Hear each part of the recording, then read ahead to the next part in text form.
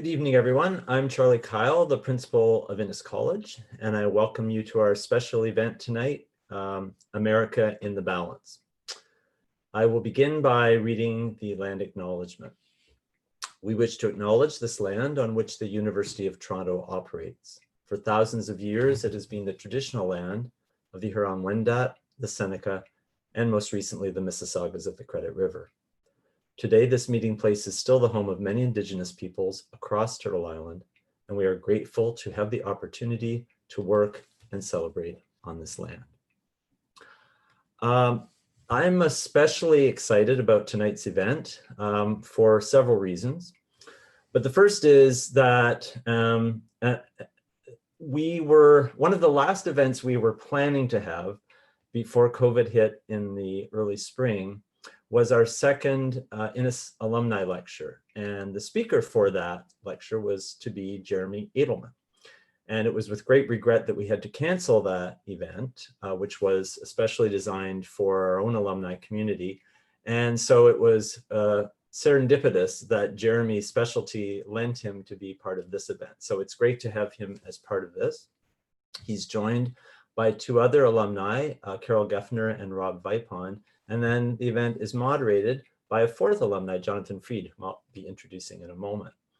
The second reason that I'm excited is that this is the first event of this kind that we have had, which is to say a panel that has been constructed around a particular topic. And I have to give full credit here to Ennis Blentic, whose idea this was, and it was quite enthusiastically embraced by everyone in the planning group. And so we have to credit Ennis for bringing this forward and doing it in remarkably quick time. And that occurred primarily because all of our guests quite readily accepted our invitation. And we have a kind of dream team that we had envisioned from the start. So we're lucky that it has all come together in the way it has. The second reason is that, and this is my personal investment, and I assume this is true of many of you, that I've become even more so a total political junkie, especially since early October, when the series of just tumultuous events kept coming one on top of the other. And I run every morning, and I've now just become hardwired to political podcasts. And I now feel that this whole cast of characters, you know, people who would have otherwise been totally obscure, from Emily Murphy to Brad Raffensperger, have become second nature to me. I follow their every move. And you may well be the same way. So I'm really looking forward to an analysis of where we are in this rather odd time, odder than usual time in American politics. But the third is that the timing of this could not have been better. When we were trying to figure out, you know, when should we do it? How soon after the election? And we hemmed and hawed, and then we decided we would do it tied more or less to American Thanksgiving, because we hoped the American public would have something to be thankful for by the time we got to this juncture. And lo and behold, you know, the skies opened up, and just yesterday, you know, light began to creep through. And so we're now seeing the pathway to transition that seemed blocked just days earlier. So I think this has arrived, this event's arrived at a precipitous moment because one can now see a way forward, and I'm assuming that that will condition many of the comments our guests have to make. So I'm really grateful that we have the illustrious panel that we do. I'm happy that this is the first event of this kind, and I'm hoping it won't be the last. And with those words having been spoken, I am now going to introduce our moderator. And I should say that, you know, typically I would not read a bio introduction quite this long, but you can't have adequate purchase on Jonathan Fried's accomplishments and the depth of his political experience and knowledge unless you hear what I'm about to read. So, Jonathan Fried's distinguished diplomatic career for Canada has spanned law, economics, and trade, including as G20 Sherpa, ambassador and permanent representative to the WTO, ambassador to Japan, executive director for Canada, Ireland, and the Caribbean at the IMF, senior foreign policy advisor to the Prime Minister, Senior Assistant Deputy Minister for the Department of Finance, and Canada's G7 and G20 Finance Deputy. He was formerly Canada's chief negotiator on China's WTO accession, chief counsel for NAFTA, and counselor for congressional and legal affairs at the Canadian Embassy in Washington, D.C. After which you want to say, is that just one career? Mr. Freed is now an independent consultant.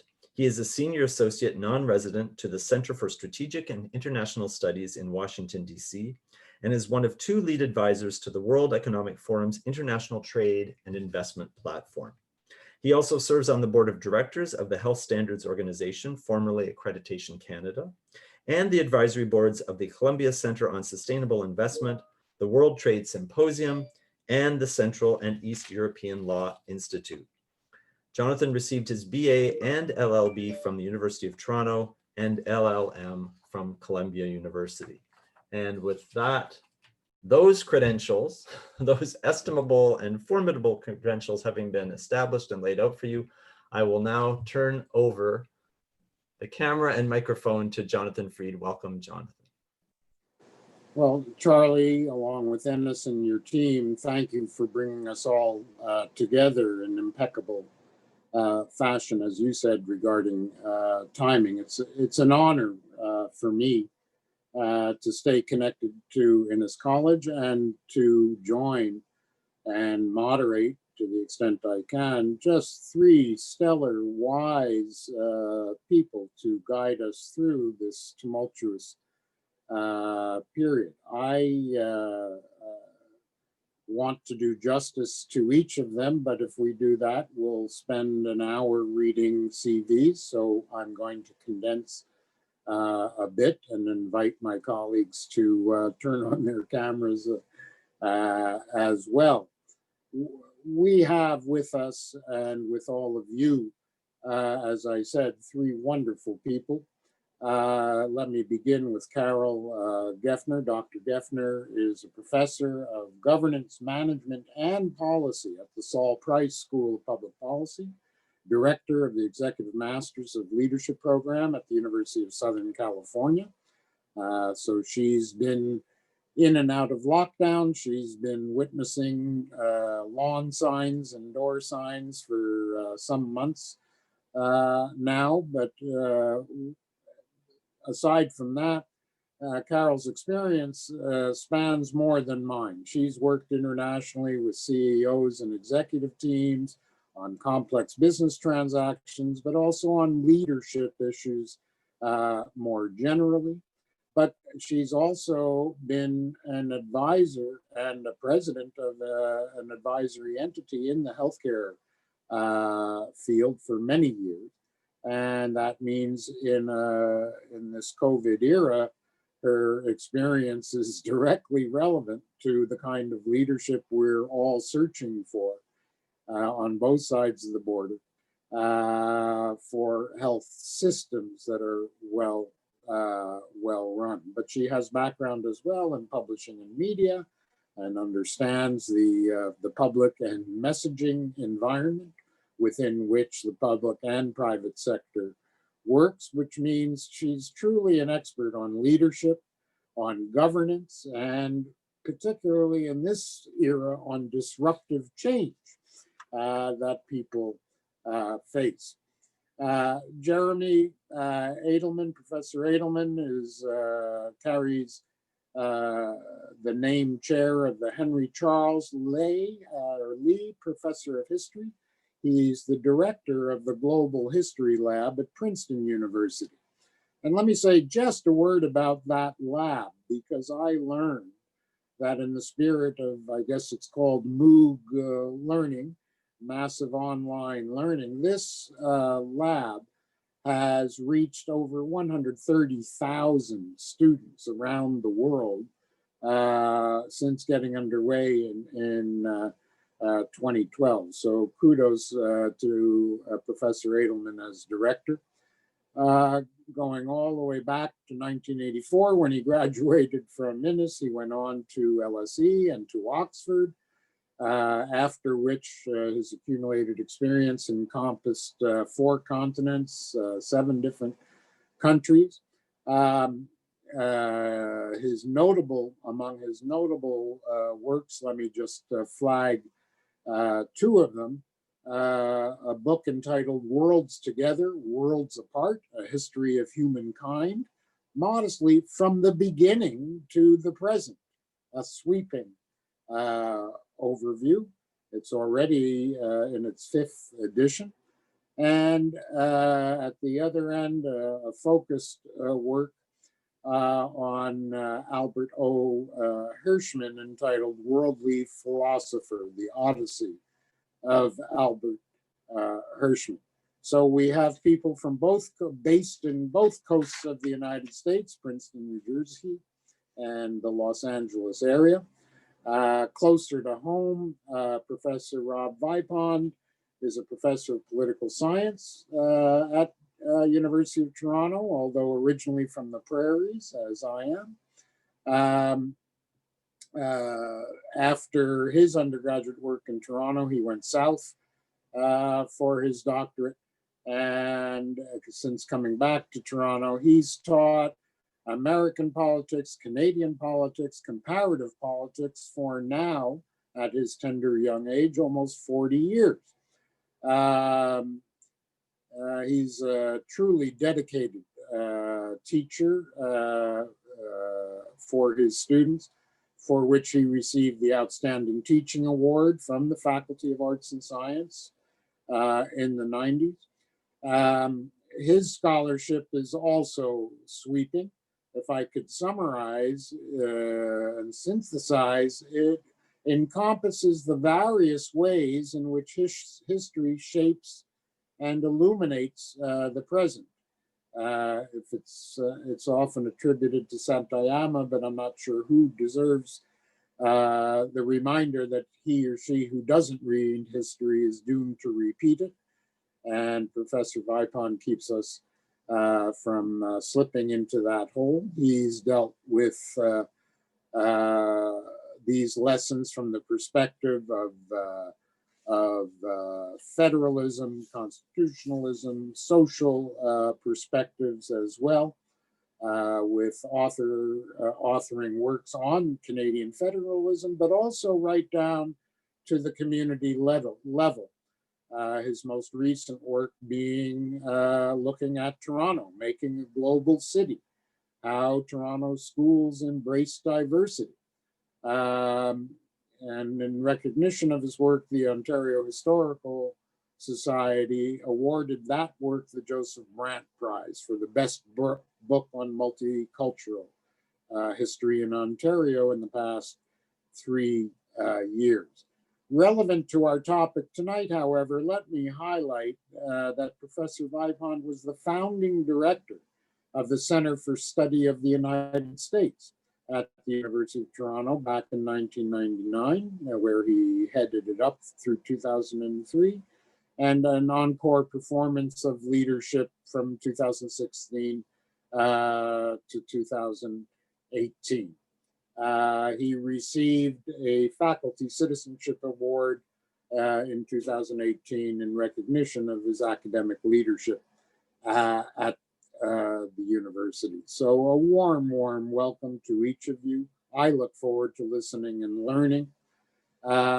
Just to set the stage, while we might have in another universe spent a good deal of time this evening talking about the machinations of litigation, the risk of the Supreme Court intervening, whether legislators could overrule the voter, whether the Electoral College itself might make mischief, it appears in light of the decision by the head of the General Services Administration, a political appointee, to officially authorize the formal transition process to begin, and the certification of votes, which has taken place in Georgia and in Michigan. The transition now seems 99% certain, although I defer to any experts as to whether there's any residual risk. So what I think we should do is focus on, first of all, the transition, what an incoming Biden-Harris administration brings by way of perspectives and policy, what they inherit in terms of a divided electorate, fake news, divided government to come potentially. And then let's turn to what does that all mean for Canada and for the world. So just to dispel any supposition that somehow all is sweetness and light, I've already previewed some of the tensions to come, but let me turn to the experts to elaborate based on their reflections. So Carol, you've, as I said, have been on the ground. You're living and breathing this transition. Can we start with you? Thank you, Jonathan. What a lovely introduction to all of us. And it's really a privilege to be back with Innis. I can say that because there's no snow on the ground right now in either place. So it's just great to be here. I'm going to be, my comments tonight will be from the lens of leadership and governance. So I might sound just a little bit different than my colleagues. And, you know, also the caveat is there's no one prescription for leadership ever. And particularly when we look at the chaos and the divisiveness now, that we need to underscore that. Knowing that President-elect Biden and his administration is going to be pulled by every constituent group and faction, he knows, given his long experience and successful history, that he can't possibly try to make all constituents and factions happy. If he and his administration go down that path, I trust that he's well aware that he will not be effective in the long run. He might please some people in the short run. So if I were giving him some advice, the first thing I would say is, given the terrain into which he steps, which is filled with chaos and antipathy, etc., he needs to be crystal clear on the vision he has. And I'm talking domestically now, although this applies globally, but I'm talking domestically. He needs to be crystal clear on the vision and also what that means. So that might sound kind of fluffy, but as we have witnessed, it is very easy for words to be spewed forth in important communications, and then the behavior is dissonant. So the first piece of advice, so as an example, if unity is his mandate, if that's what he decides is his mandate, then he needs to be clear, as does Vice President-elect Harris, as does the cabinet, et cetera, on what that really means and how does that inform decision-making. I would make the same comment about guiding principles.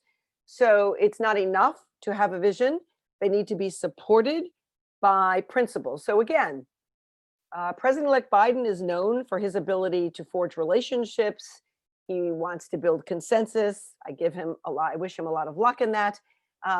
But if some of the guiding principles, let's just imagine, are going to be those and transparency and accountability, they need to be called into action. So they cannot stay at the level of vernacular.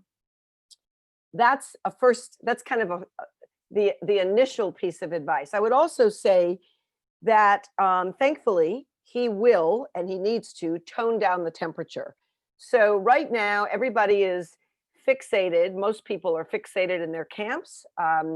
Unfortunately, the United States is now known as a country in which dialogue can no longer happen. Just to take a little bit of a side rabbit trail, from a neuroscience perspective, people do not move, they do not become flexible or agile in their thinking when there is fear and anger, and that's what we're seeing right now. So unless he tones down the temperature in his actions, and his cabinet does, it will be next to impossible to bring people to the table who don't want to be at the table together. That leads me to another point, which is, again, it's easy to say, bring your detractors and your skeptics into the room, but there are a lot of them, as we saw by the numbers in the election, and he and his cabinet need to be able to reach not just across the aisle, but to the progressive left, the extreme right, and other detractors and skeptics to make sure they're at the table, because even though his actions cannot ideally be guided by what's going to happen 4 years down the line, there will be someone in place 4 years down the line. And this is he has a grand opportunity to demonstrate his strengths, for which he's known. One of his challenges that I would like to call forward is the fact that he has a longstanding history in the Beltway. So while that will play to his strengths, I think we would all agree that that can also be and will also be, in the eyes of some, a detriment. And so he and his administration will have to demonstrate that they want to reach beyond the Beltway, way beyond the Beltway, for fresh and new perspectives. And I will close with a couple of comments around governance. You know, I decided that I was going to try to be not too snarky tonight about the current administration, but I think we have all witnessed 4 years of what can be called poor governance. So Biden and his administration has an opportunity. They couldn't have a better opportunity than now to create and to put into place important governance principles. So for the audience, you know, some of those have to do with accountability, transparency, consensus building, et cetera. There's a list.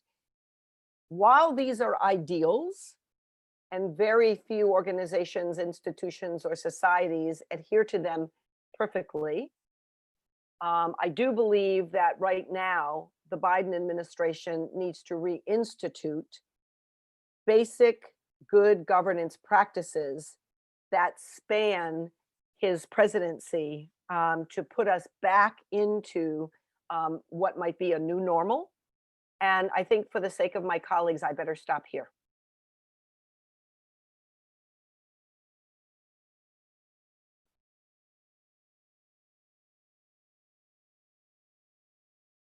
Jonathan, you're muted.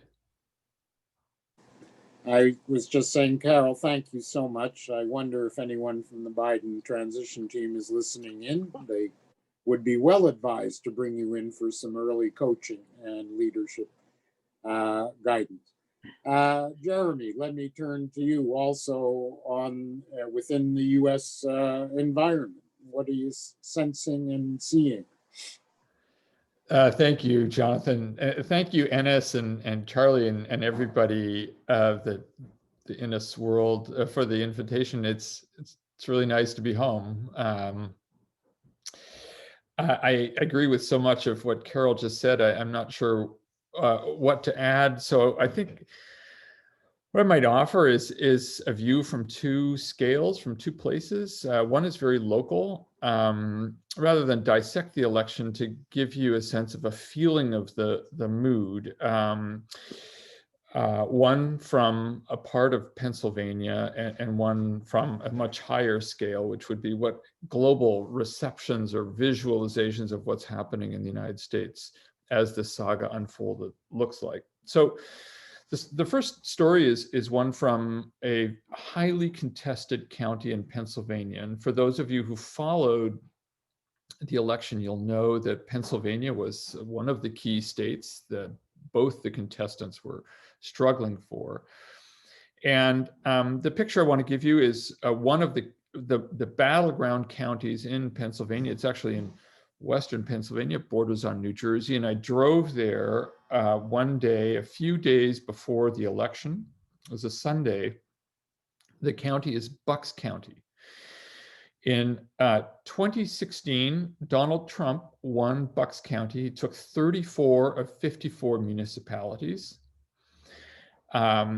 In some senses, where Bucks County was going to go would help predict what the outcome of the elections a few weeks ago were going to turn. So driving around, I was quite impressed, astonished, dismayed, I'll confess, the number of very large pickup trucks driving around with extremely large Trump and American flags. There were many other signs, Trump signs, but also I support policeman signs. Just to out Carol here, who's in Orange County, this is a much more familiar sight, perhaps, yes, in parts of Southern California. But California is almost a one-party state. Pennsylvania is a very, very divided state. And you could really see the degree of polarized mobilization or mobilized polarization just in this one single county. Honking horns, parades of Trump supporters. The Biden support looked anemic to non-existent in the county. I came away from that day driving around Bucks County a little worried about what was going to happen on election day. In the end, Biden won it. Trump only got 27 out of the 54 municipalities, down from 34. But the takeaway is it was a very, and it remains a very divided county. If the Biden campaign slogan was, that this was a struggle over the soul of the country, the soul of this country is deeply split. And whatever happens with the Biden presidency, and as Carol talked about this, it's going to have to confront that divide. The other view is of course the worldview, and I won't say very much because on north of the border you were watching as all my friends from Europe and Asia and Latin America were sending me emails over the course of the election and then the week that followed, riveted to CNN in the same way that so many Americans were watching CNN or Fox. That this was a global spectacle. With very ambiguous results. And one of the questions that came out already in the Q&A was, is the world populace? What's their take going to be on this? And I think it's just as the American electorate is very polarized and very neatly divided, it's hard to get a read on what this means for the wider world. And of course, the saga of this turning into a bad Netflix series with the way that Trump has refused to move on, although that changed as very recently. I think the rest of the world watches a divided country with apprehension and anxiety. I can talk more in the roundtable discussion, but I would say to wrap up, both the view from Bucks County and the view from the wider world is a story about a fog about America and its place in the world, I think is very unclear.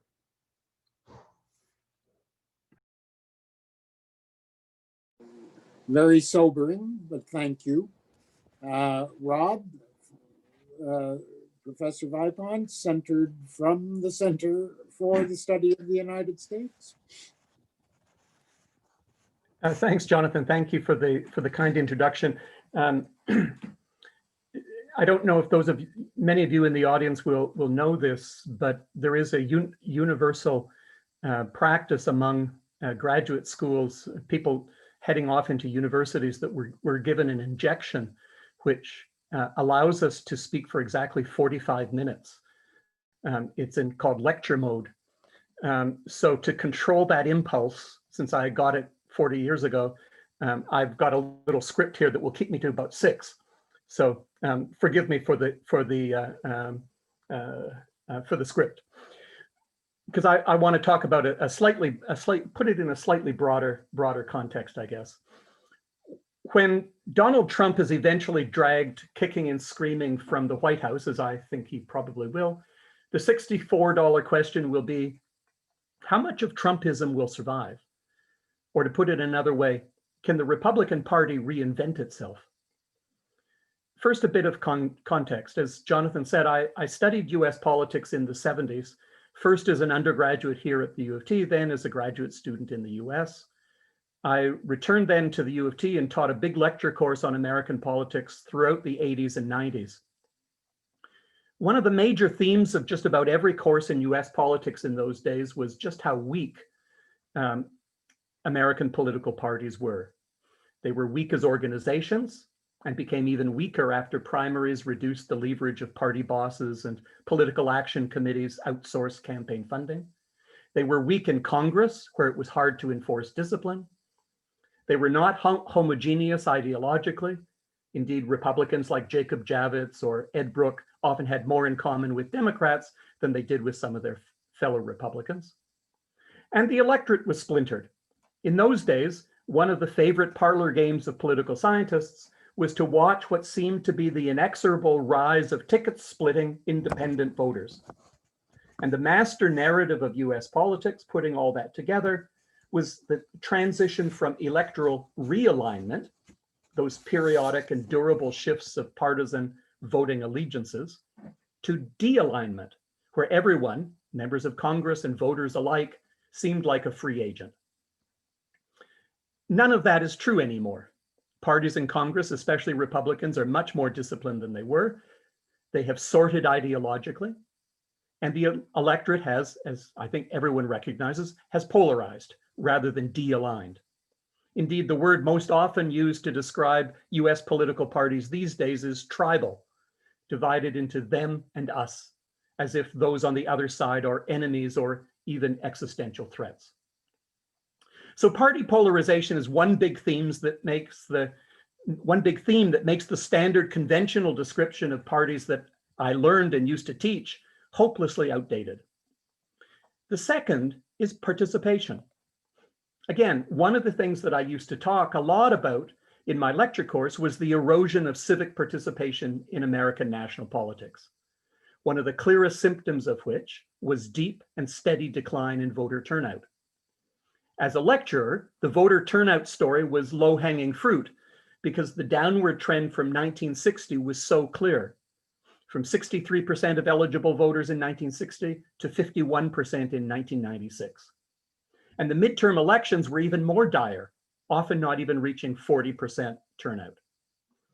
Walter Dean Burnham, eminent political scientist of the day, liked to say that the largest party in the United States was neither the Republicans nor the Democrats, but the party of non-voters. It was a good line, but it too no longer fits because voting has increased steadily and dramatically, reaching 2/3 of eligible voters in 2020.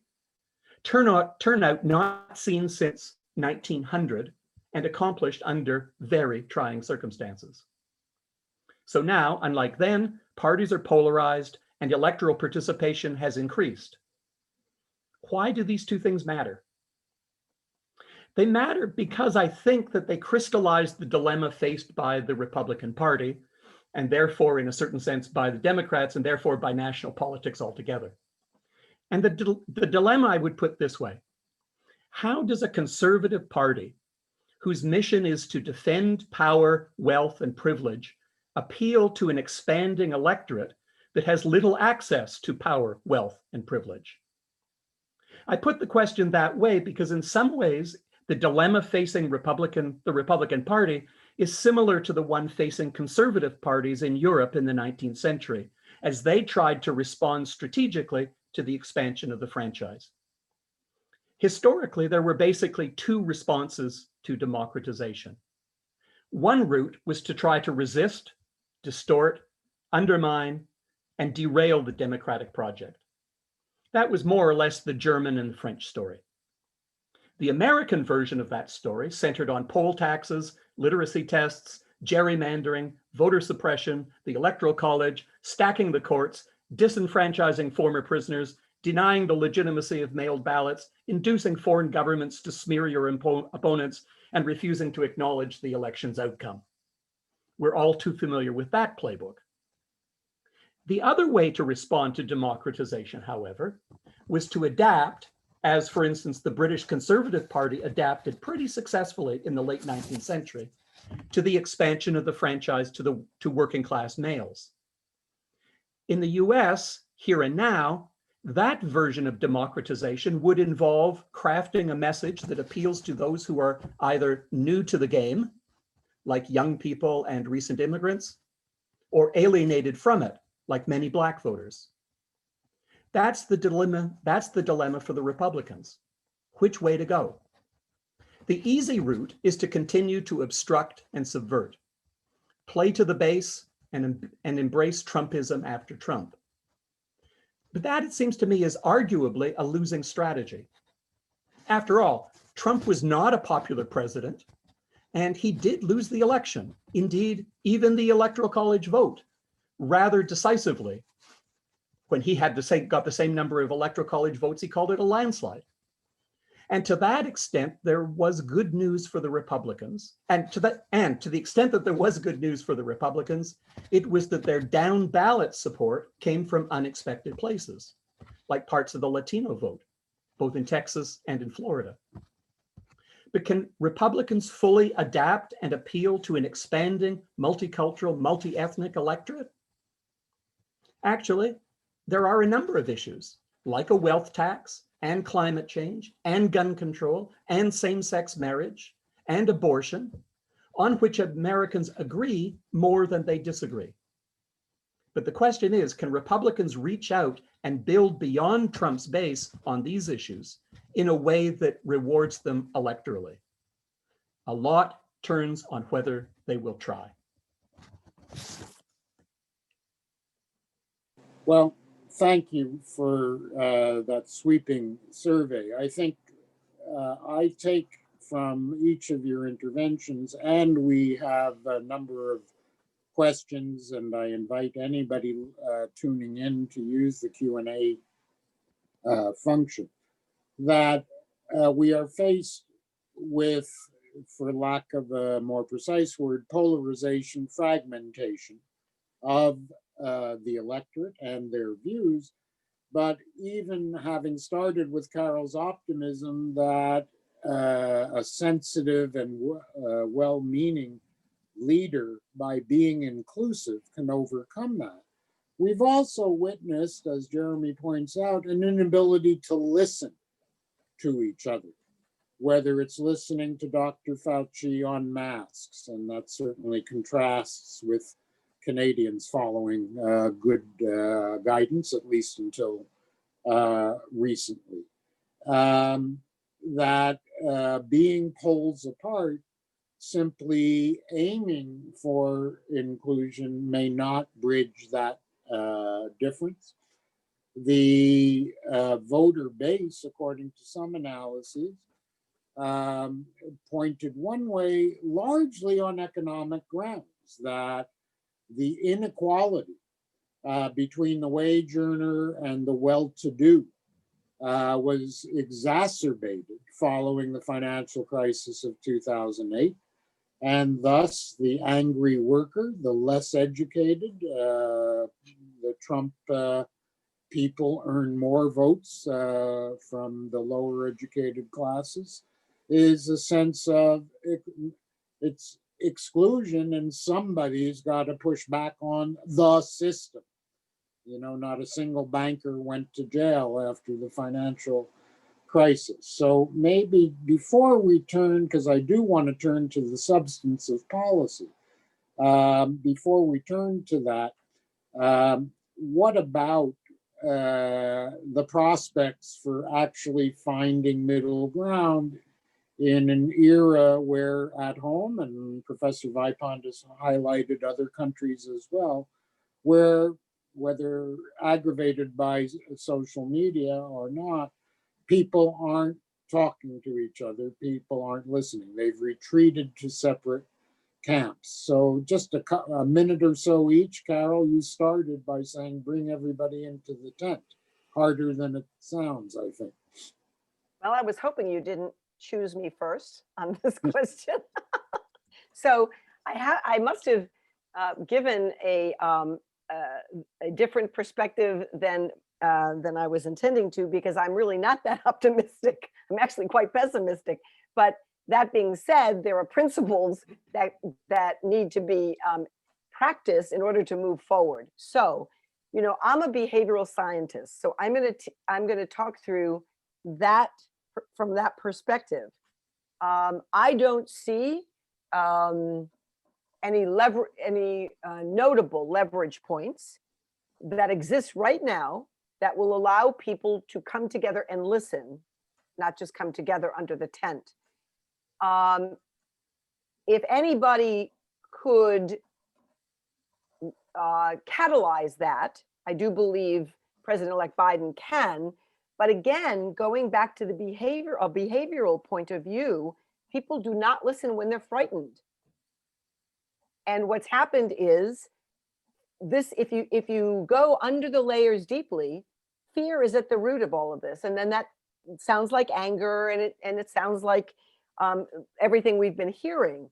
So I believe that very surgically, Biden and his administration needs to find, even if they are small items, small issues rather, not items, small issues that will allow them to gain some momentum. So it may not be the big issues, but they've got to start somewhere. And it's not about bringing everybody under the tent in all cases. It's about finding those voices that haven't been under the tent, that are disenfranchised, and finding out where can you bring them into, how can you bring them into certain conversations in the beginning. So that's my brief response. Thank you. And Jeremy, you'll fix Bucks County. So yeah, well, it's I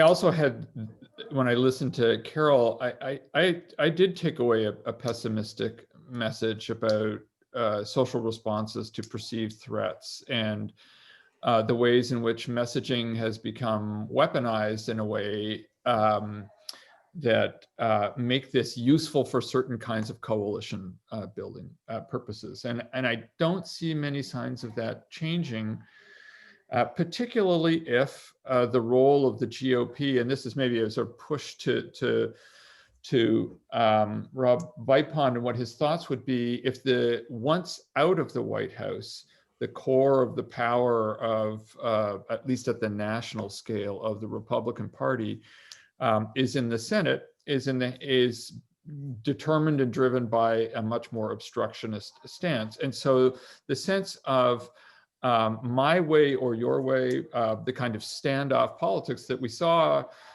been seeing for years now.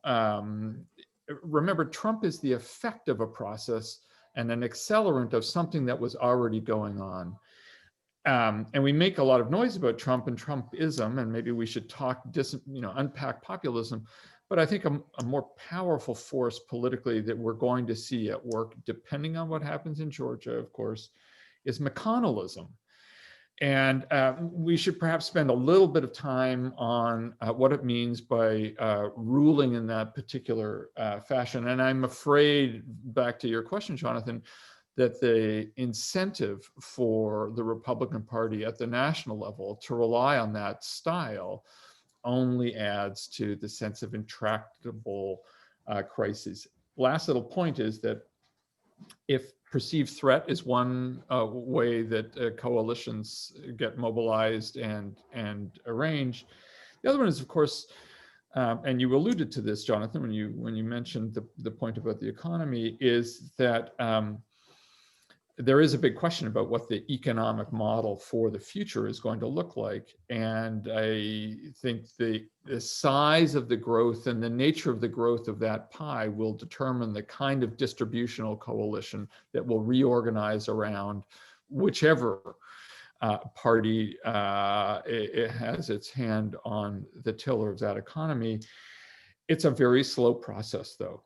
And I don't know, it's back to my fog metaphor, it's hard to predict how that's going to turn out. And I think that point that one of you had made about Hispanics in South Texas voting in large numbers for Trump is a sign that the Democratic Party cannot take it for granted that the working class is on its side. And so I think there's a lot of fluidity and going to be a lot of movement in the coming years. thank you. Rob, just a minute or two, and then we'll look at some policy areas. So. Sure. So, I mean, I don't want to appear Pollyannish, so I should say that I mean, clearly for me, probably the most worrying thing as I watch the deterioration of American political discourse over the last decade or so has been this sense that the development of two ecosystems of communication, of knowledge, and indeed of facts. I think former President Obama said in his interview with the Atlantic magazine the other day that, you know, if you can't even agree on facts, then it's really very difficult to imagine self-governing democracy.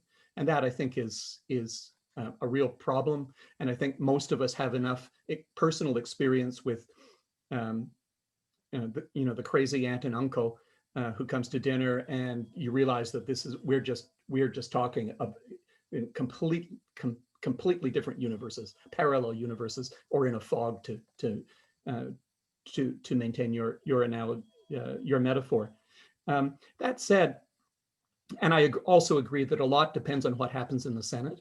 I mean, if the Senate were to flip, that would be a huge opportunity for not just for the Democrats, but also I think for the Republicans to be given a sort of freedom to reinvent themselves a bit. I think the one important thing is that it is important to understand, I think, that the polarization began with the Republican Party. It was a direct strategy of Newt Gingrich and others who were tired of being more or less in the middle, not winning, and they developed a clear strategy that they would be as decisive and as polarizing as possible, that they thought that was a winning strategy. And you can see it. There are wonderful data sets created by this group called website called VoteView, where you can actually see as early as about 2008 the movement in the Republican Party that is much more drastic and much more lockstep than in the Democratic, and much more drastic than in public opinion. And that's why I say I think a lot depends on what happens in the Republican Party. Everyone's talking about, you know, the Democrats, the progressives versus the moderates, and so on and so forth. I actually think that what happens in the Republican Party is really the key to understanding what's going to happen down the road. Thank you. I do want to leave time as much as we can in the next, what do we have, 40 minutes for open discussion, but I did promise to come back around to each of you on some of the policy direction and what that may mean for Canada's most important neighbor at home, but also in reverse, what does this mean for Canada and ultimately for the world? I think there's no dispute that COVID remains an overarching primordial challenge, given the numbers in the United States. That's an immediate health challenge. That's a question of governance that Carol highlighted, but that spills over very quickly to real consequences at and beyond the border for Canada, with the border having to remain closed. It obviously impacts the economy as people are told either to stay home or because there's no travel, no hospitality, no indoor dining, having to be furloughed, laid off, or unemployed. That means the second and virtually as immediate priority for President Biden with an obstructionist Congress is to agree on a stimulus package that extends some of the benefits and tiding people over that have otherwise been scheduled to expire. And in Canada, similarly, while there's debate in Parliament, the current government is committed to doing what it takes to provide some economic floor until an effective vaccine puts some normalcy back in life. So in light of the anti-maskers, the inability of people to listen to each other, a camp that says, to heck with it, I want to get back to work because I don't know anybody in my immediate circle that got sick. What are the prospects for an effective early response to COVID? Can Canada itself be of assistance, or do we just keep the border closed until they get their act together? And if America has a more modest fiscal package, because the central bank can't do it all alone, and we see only a middling recovery for the better part of 2021, what's the impact on Canada and on growth elsewhere if America and the American consumer aren't leading? Or should we be somewhat optimistic on both fronts, because these have both been identified by President-elect Biden as priorities? Anybody want to share obstinance versus governance? Reflections on health, on the economy?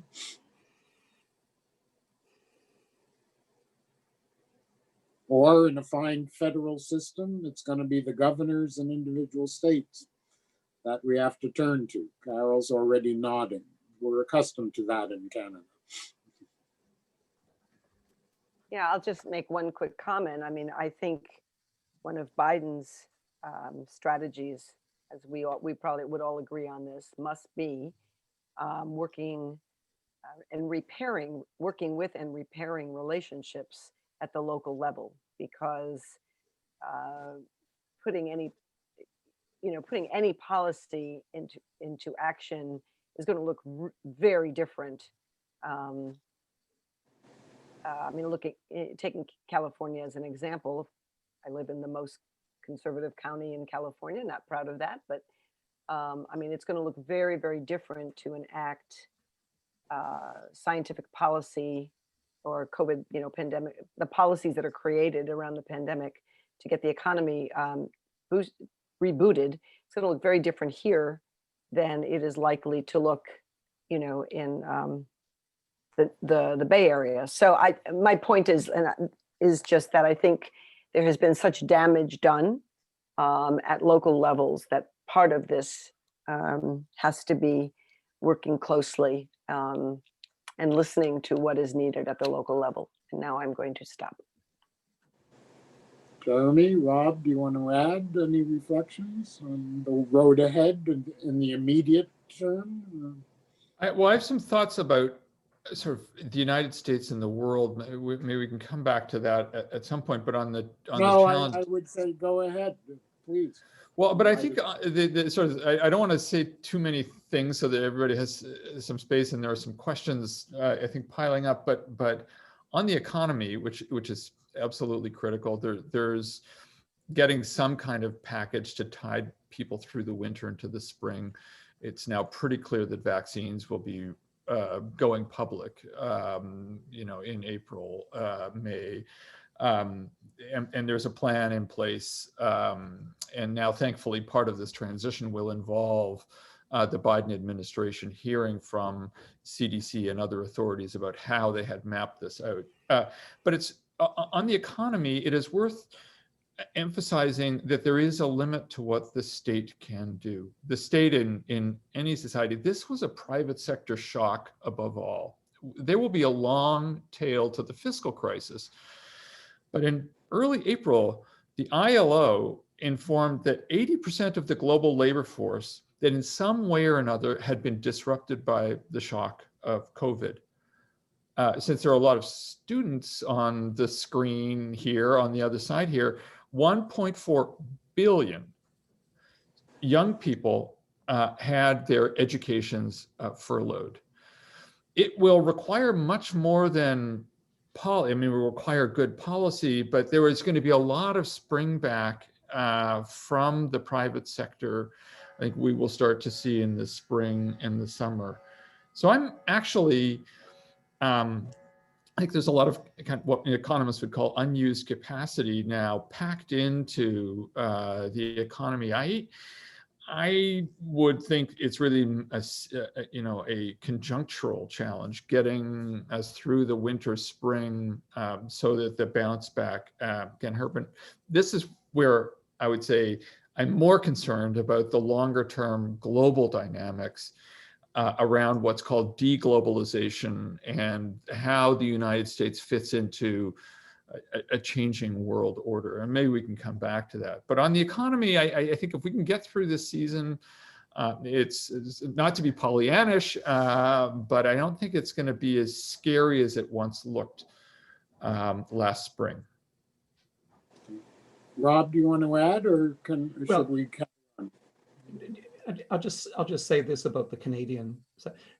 Clearly, I think we also need the sort of stimulus to the economy, the U.S. economy that Jeremy, you say you need, because of course our economy is so tied to the American. And I guess that I'm also optimistic that there will be a pretty good bounce back when that occurs. I think longer term, to sort of anticipate, I guess, a little bit of what you were maybe going to say, there is a real question about America's place in the world. We really need allyship at this point. Canada is typically not the boldest actor in world affairs anyway.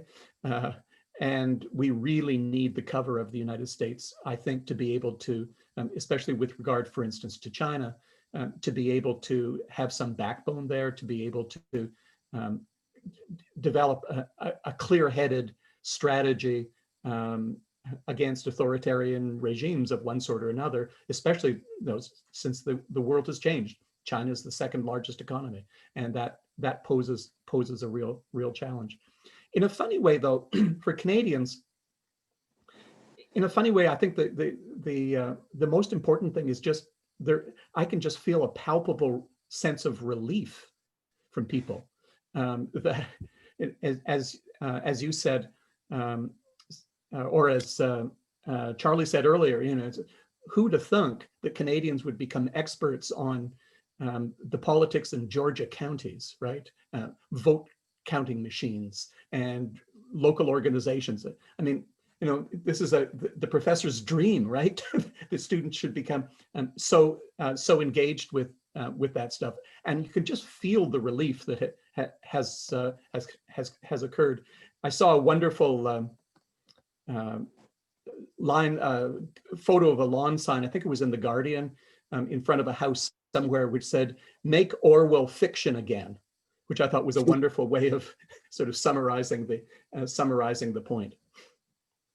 So let me take what Jeremy said and what you said, Rob, as a bit of a springboard, because if we take COVID response as an early given, we take immediate fiscal support in whatever form it takes, whether you're giving it to the business owner who then turns around and rehires his or her workers, or whether directly into the workers' pocket, it ends up hopefully in the same place. When you get beyond that, and from a Canadian perspective, there are two other major priorities. One is a healthy and robust trading environment, which Rob referred to.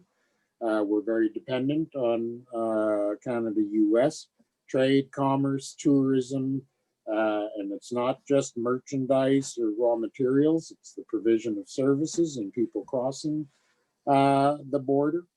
And Trump administration has been, even pre-COVID, quite unpredictable, if not capricious, whether it's steel tariffs or what have you. And the second is the environment and climate. On both fronts, what can we hope for and expect? President-elect Biden during the campaign, maybe just to earn voter share, but maybe out of an honest belief, showed some of the same America First biases. by saying he supports Buy America. He doesn't want new trade agreements until he makes America itself more competitive first.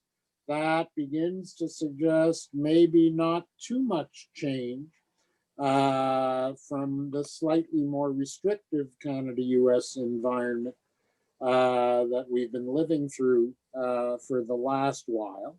Similarly, on China, I would say the consensus across the US business and public communities has hardened. Biden is portrayed as saying same approaches, but different techniques and different tone. I will work with allies, as Rob said, is desirable. I need the collective support. The world doesn't have to become completely decoupled. We need to be vigilant and united in fighting and resisting the threats, be it cyber or otherwise, that we see, but there are areas to cooperate.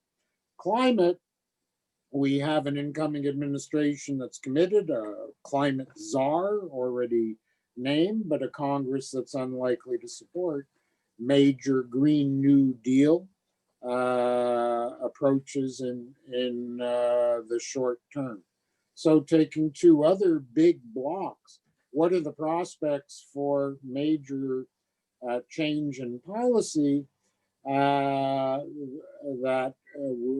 Canadians will find more consonant, as opposed to change in tone and at least talking to friends, neighbors, and allies. So we get more predictability, more candor, more honesty, but do we get more significant change in policy, or are we back to a McConnellism, as Jeremy put it, as a break on meaningful changes in these policy areas, whether for Canada, for Europe, or for China? Just as a footnote, for those who don't know, because of all the publicity around China, there are actually, in size and in number of items under dispute, more differences underway between the US and the EU right now, be it on digital taxation, privacy regulation, and so on, than there are between the US and China for the moment. So Biden's challenges in getting along are numerous. So long introduction. Let's go around for your global perspectives briefly, and we'll still have some time to pick up any of the questions in the Q&A function and submitted in advance that we haven't addressed yet. Maybe I hate to do it, but the same order that we started with. Carol, I know your expertise is not on global affairs, but health requires global cooperation. Do you expect Biden to rejoin the WHO? Do you expect him to share a vaccine beyond America's borders? Or is that America first too? Yeah, so I mean, the point you make, Jonathan, about Biden's comments and position, likely relative to America first, are certainly they were heard widely. That being said, I think we could all agree that there are going to be some areas in which that is not going to play, and he's not going to lead with that. So health being one of them. I would expect the Biden administration to join WHO, and I would expect that there will be a more global collaboration around the vaccine. I would be surprised if Biden reinforces a nationalistic view around the health on a global scale. And the other part of this has to do with technology, which we haven't mentioned yet. But I mean, technology is really one of the biggest issues when we talk about healthcare in this, as we are today and looking forward. So it seems to me that the Biden administration is going to have to craft and support an international view on the role of technology in healthcare. We have the large players here, but there are many players in other countries right now. And he's already indicated that, or at least he's given the impression that he will be supportive of startups. I mean, the tech community right now is sitting on a fence, but there's a lot of positive vibes in the ether. So along those same lines, I would imagine that he would be supportive globally with the advances and the innovations that will improve access, efficiencies, and delivery of care. So that's a high level set of comments, but that's what I've got. Thank you. Jeremy, climate, economy, trade, health, whatever, any of the major policy areas. Any of them. You know, I first of this is the historian speaking now. I think in some senses, one of the ways of framing all of this is to see that the 1945 moment is ending. And you have to realize that in 1945, roughly 60% of the global industrial output took place in one country. I studied economic history at U of T, and I learned these things about the core in the economic history of the world. Never has there been such a powerful presence on the global stage as existed in 1945, and so many of the basic institutions that oversaw what we call global governance were founded on the backs of that power. It's just not there anymore. And I think part of the dilemma now is, the relief feeling that Rob mentioned, everybody feels. At the same time, you can sense in the United States, and I think worldwide, kind of hope management or expectations management about what can be done. And it's worth listening to Biden's own words. At his victory speech in Wilmington, Delaware, he talked about the United States as model of leadership. I'd love to hear Carol's thoughts on this, but that the United States would not lead with the example of power, but with the power of example. Those were very chosen words, and the way that the United States model of leadership was going to take place in this whole new conjuncture, in which the United States simply does not have the soft. It has a little bit left over of the hard power to wield on the global stage. So that's a long arc, and I think we are in a complex transition now without a war to reset things. So how do we remake our global governance regime in an arrangement in which the United States and no single power can wield that kind of authority?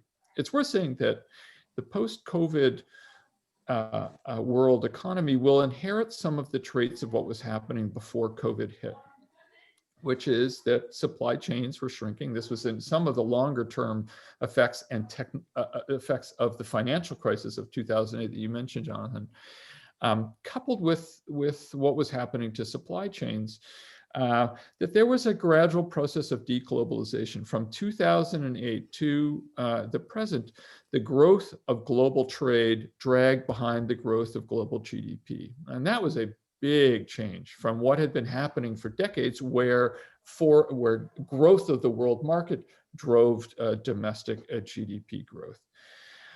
So there's almost a shift in incentive structure towards inward-oriented economic growth, the relocalization of supply chains. So the post-COVID economy is going to be less global, than it was before COVID, which was already becoming less global.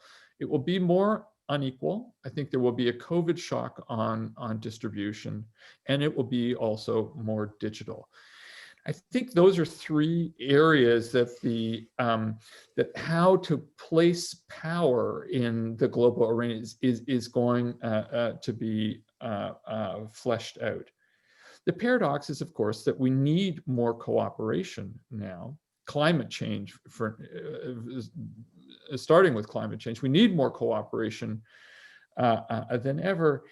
And yet we don't have a model of leadership to respond to it, that the rules and the norms that we've relied upon for global interdependence from 1945 have relied a lot on a sheriff, and the sheriff just doesn't have the power that they have. So I think this is going to be the muddle that we're all facing, Canadians included. And it's going to be a rivalrous, competitive system, also yearning for a regime that's increasingly cooperative. And so I think of us facing sort of countervailing forces at the same time.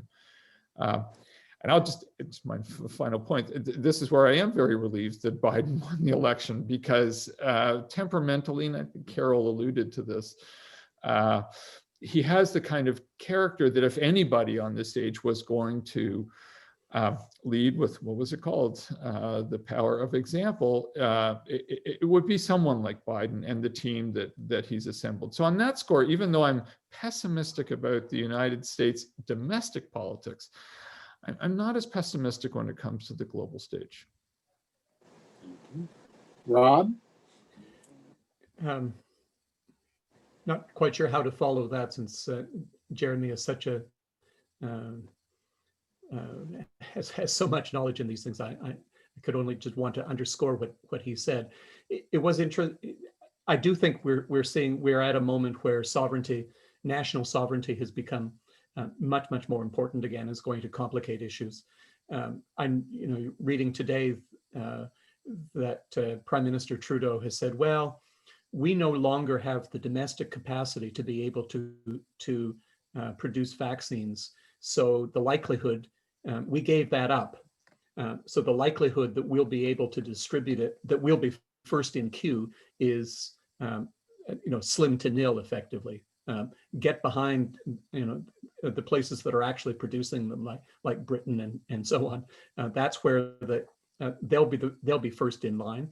And that is perhaps emblematic of what I think is going to occur over the next little while. It's complicated, of course, especially in question of climate change, by the huge, and at the moment, I don't know anyone who has actually really solved the question of how it is that you persuade people that they should actually take seriously something that is not going to happen for most in their lifetimes, that they'll be able, how do you get them to make really basic sacrifices when it's unlikely that they will really feel the effects of it, that's going to be a generation or two off.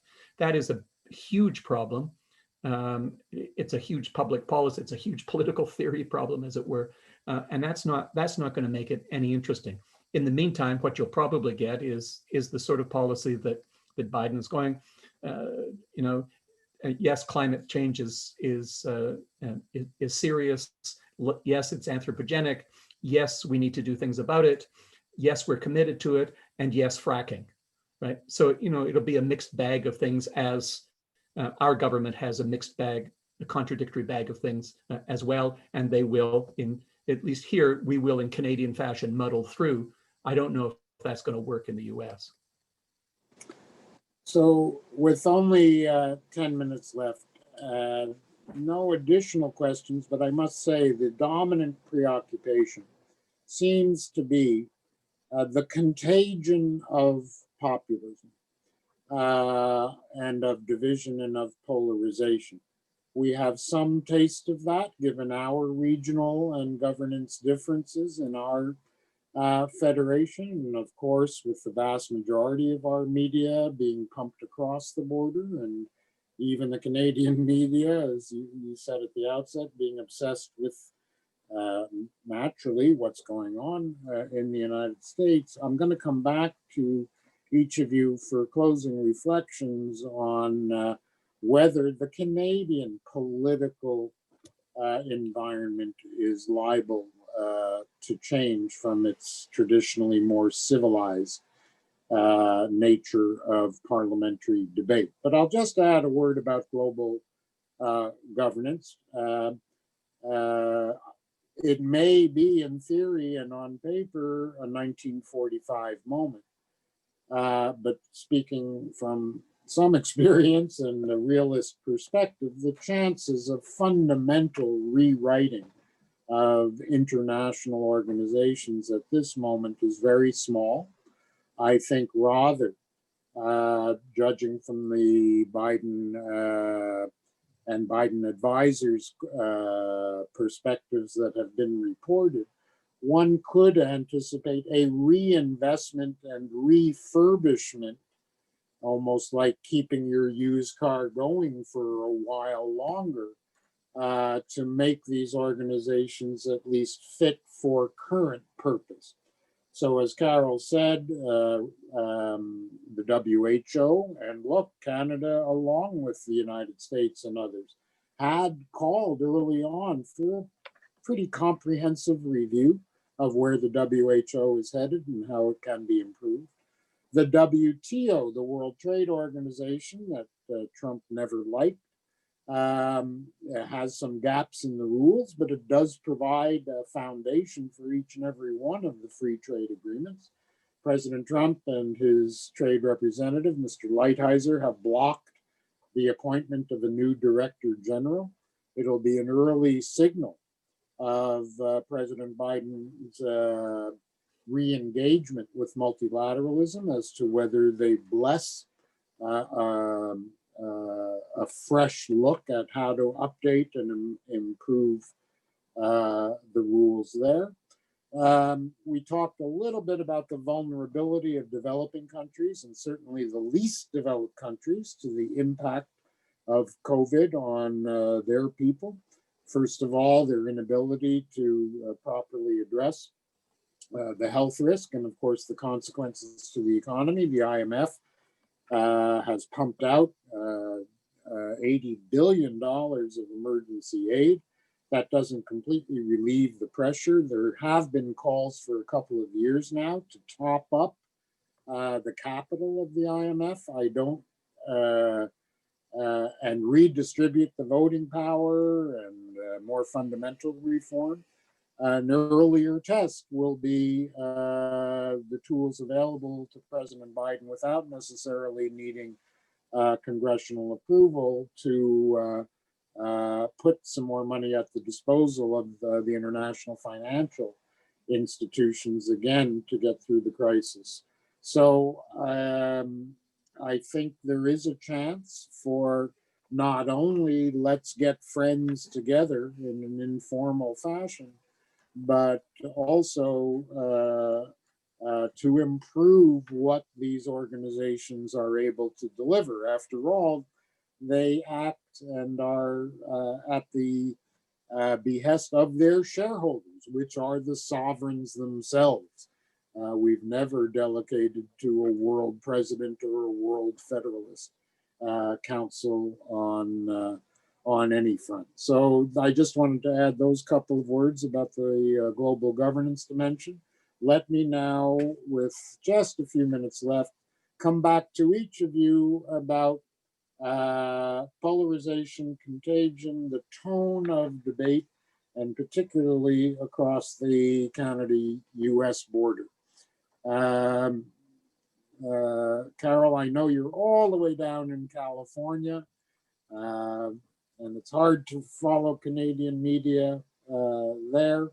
I don't know if you have a general sense of the contagion of this tenor of debate. I am not going to pretend that I'm prescient about what is going to happen across the border. I've certainly kept up a bit, but I don't feel as qualified as my colleagues to make those kinds of comments. I think my somewhat of my wrap up comments are that not related to the Canada-US specifically, but I think Biden has the grand opportunity to improve the atmospherics. I think we're all talking about that, whether it be with Canada or domestically or globally.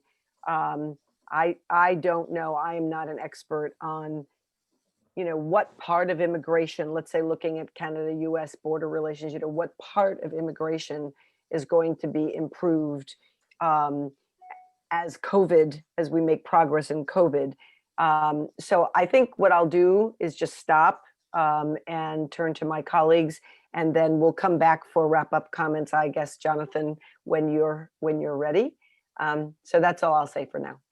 Well, we've got 5 minutes, so it's 1 minute each for this question, and then 1 minute or 2 minutes each for their final overall reflections. Jeremy, anything on polarization in Canada? Well, I do watch Canadian news to some extent, especially as they concern the Leafs. That is in my blood. So, but I would say if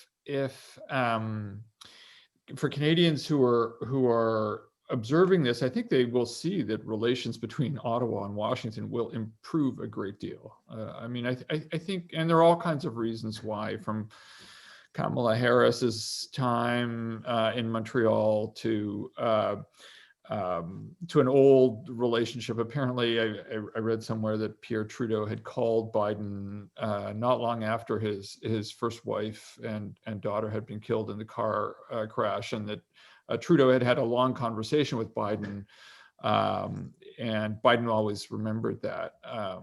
So I expect relations to be actually smooth compared to what happened. My impression I get is the mirror turned back on Canada.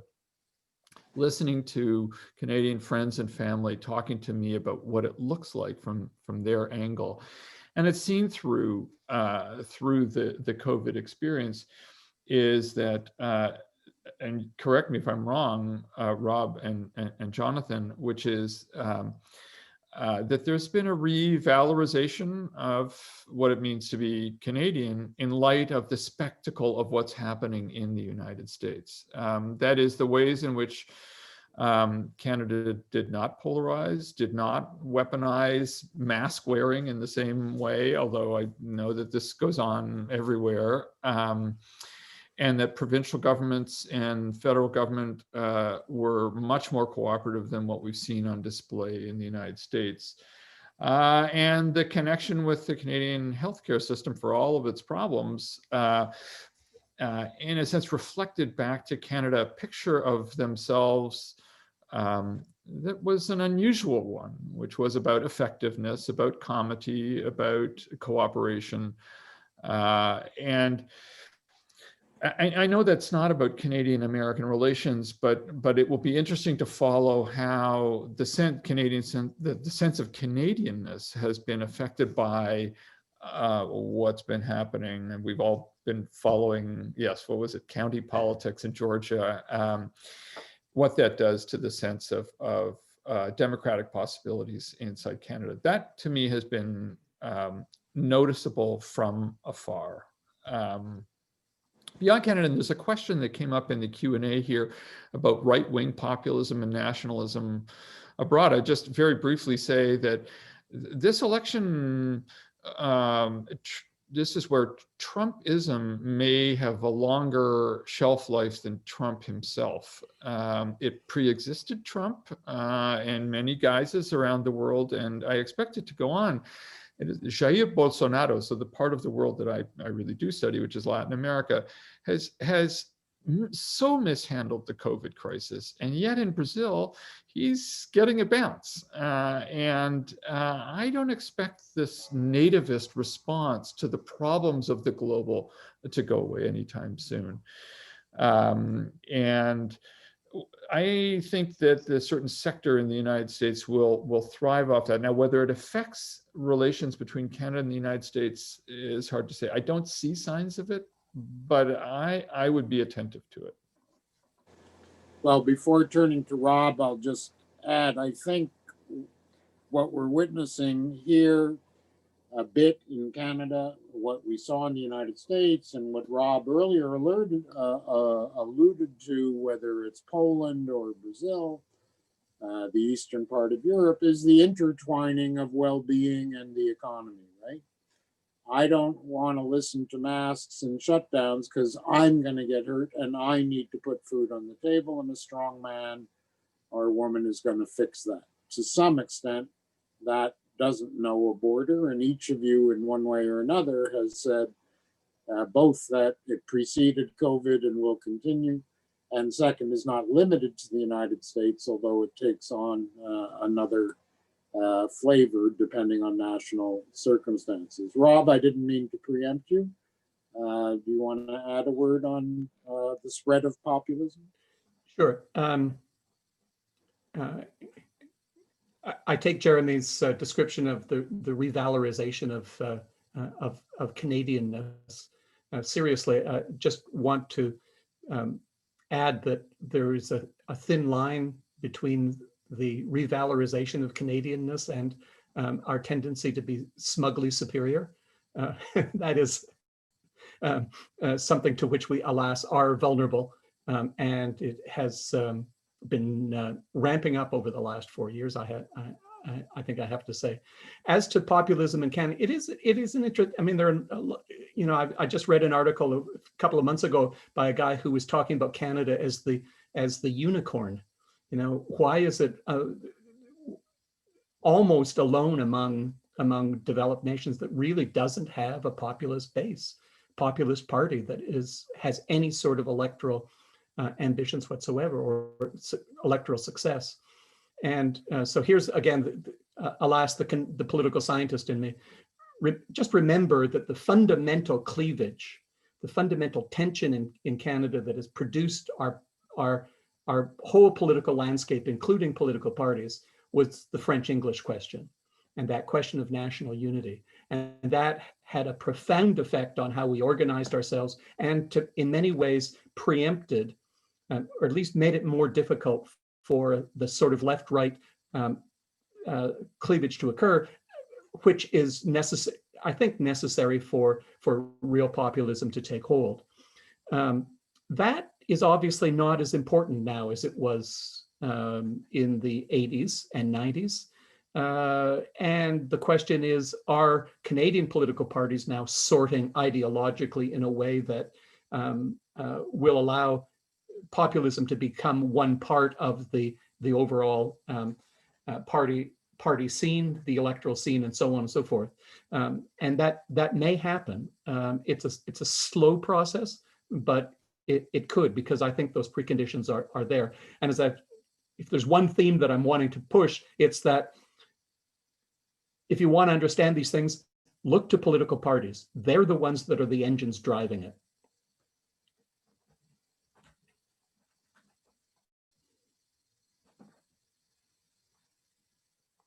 You're muted, Jonathan. Jonathan, you're muted. Sorry, I'm going to turn to each of you for your closing overall reflections. But before doing so, just to add to Rob's encouragement to follow political parties, others have written that we're actually in a new medieval era where people's affinities and alliances are multiple. They affiliate with the political party, but they affiliate with various causes, whether it's wildlife or climate or healthy eating or what have you, with the province, with the church, and so on. So the messaging that's received is not just from the politicians on the trust monitor. So a very heterogeneous world of messaging in Canada as well as in the United States.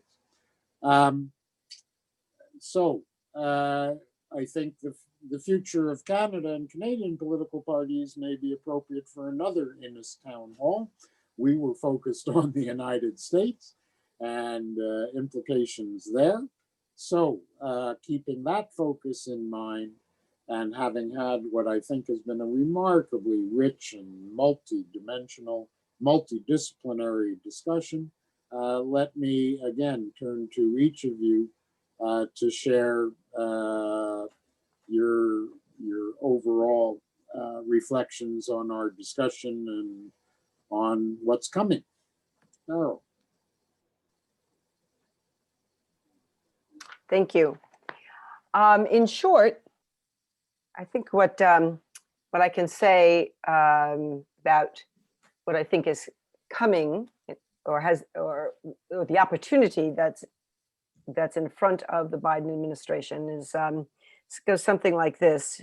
You know, we're watching it's like being in a theater. We're watching on a stage, you know, the very old good versus evil contrast, right? It goes back to, you know, Greek and Roman mythology. There's always the play against the good and evil. And so Biden, of course, has the opportunity to and the history to show up as on the right side of that theatrical dance. I think getting back to something Jeremy said a little bit ago, he has to, as a leader, lead now by example. He does have an opportunity, stepping in to almost a perfect opportunity to reimagine leadership domestically. Now his ability to forge what he needs to forge is going to be hugely constrained. I think we've all spoken to that. So he's going to have his hands in handcuffs, so to speak, in a lot of arenas. And the Georgia election is going to weigh heavily. So my wrap-up comment is that I think we can all expect him to be pragmatic. I think we can expect his administration to demonstrate cooperation, both domestically and globally. And with good fortune, he will set the stage and he will lever the Democratic Party's dysfunctions also to set the stage for what will come after his presidency. So those are my comments. Thank you. It's been a pleasure. It's been a pleasure to learn from my colleagues and to meet you all. And I think I have an appetite now for coming back to Canada.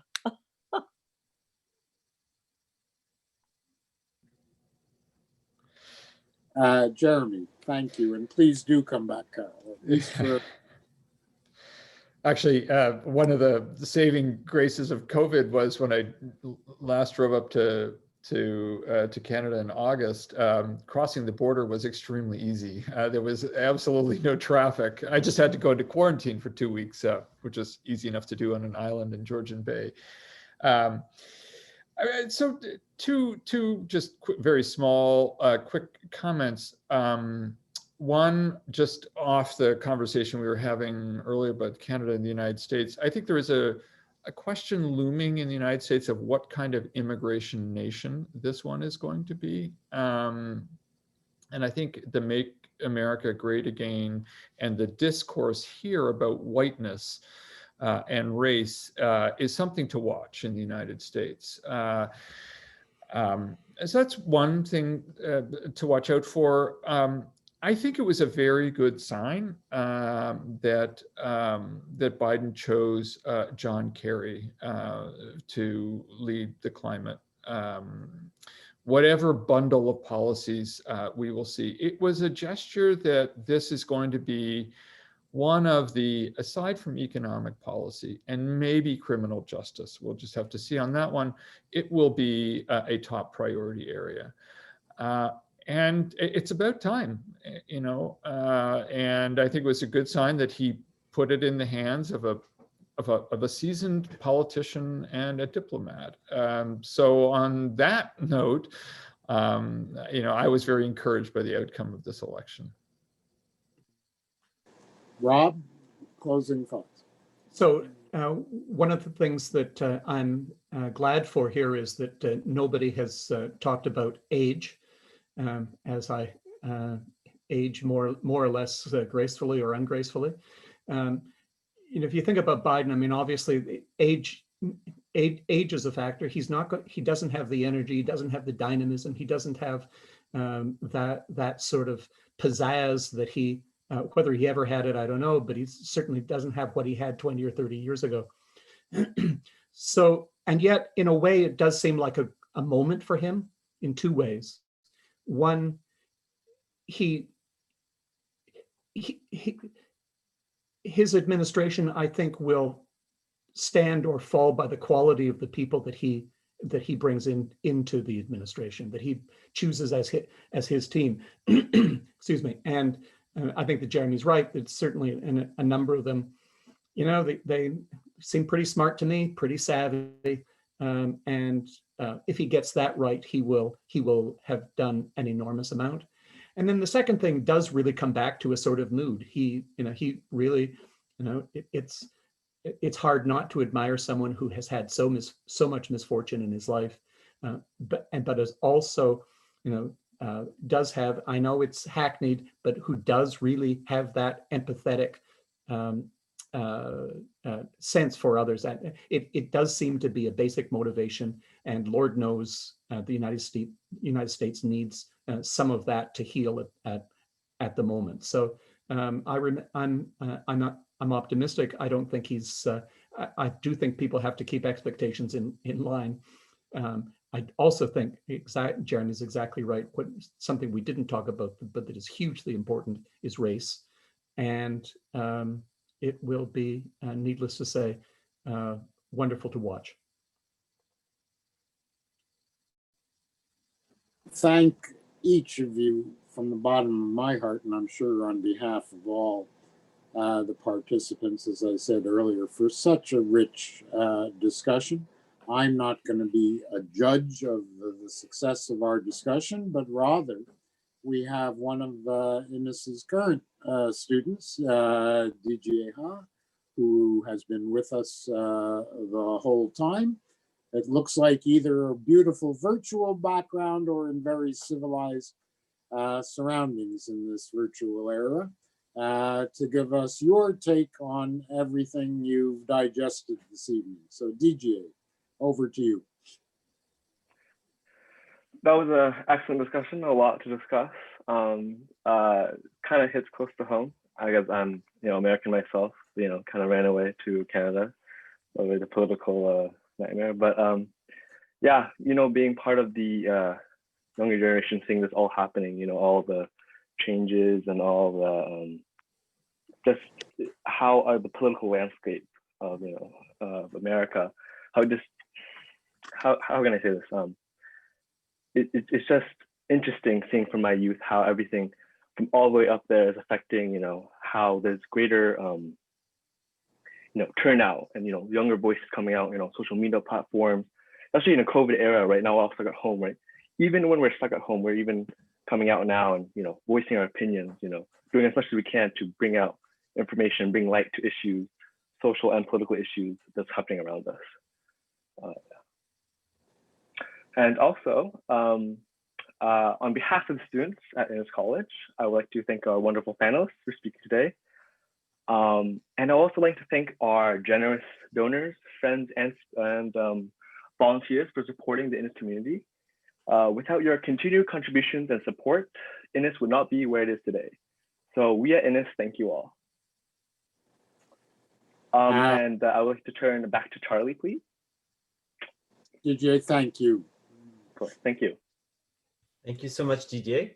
And thanks to our panelists, to Carol, to Jeremy, to Rob, and to Jonathan, for, as Jonathan characterized it, a rich and stimulating discussion. And my expectations were met, surpassed. I will happily return to my podcast for tomorrow's run and match your assessments and prognostications against those from people like the New York Times and the Atlantic, etc. And I'm sure they will measure up. I always close by alerting people to forthcoming events, and this is no exception. We have 2 more events this week, believe it or not. Yes, we are never ending in our ability to present you with stimulating discussions, and in these cases, screenings for the next 2 days. So let me just alert you to the fact that tomorrow at 11 a.m., there will be a panel discussion of the film Nazreen, which is a documentary on Iranian dissident Nazreen Sotoudeh. And I should say that this is not a widely seen documentary at this point. It hasn't had any kind of pervasive release yet. So if you want to see the film and then you want to hear the discussion, which will involve the director Jeff Kaufman and producer Marsha Ross, and also Iranian academic Payam Akavan, moderated by Sharzad Mohab from the Equity Studies Center at U of T, then contact us and you can get the link to the film and still watch it before the discussion, which occurs tomorrow at 11 a.m.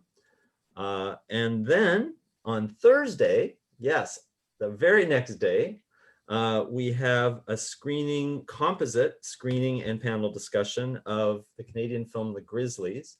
And if you have not yet seen The Grizzlies, this is a film that once everyone sees it, they fall in love with. It is about the Inuit in the North and their intersection with education.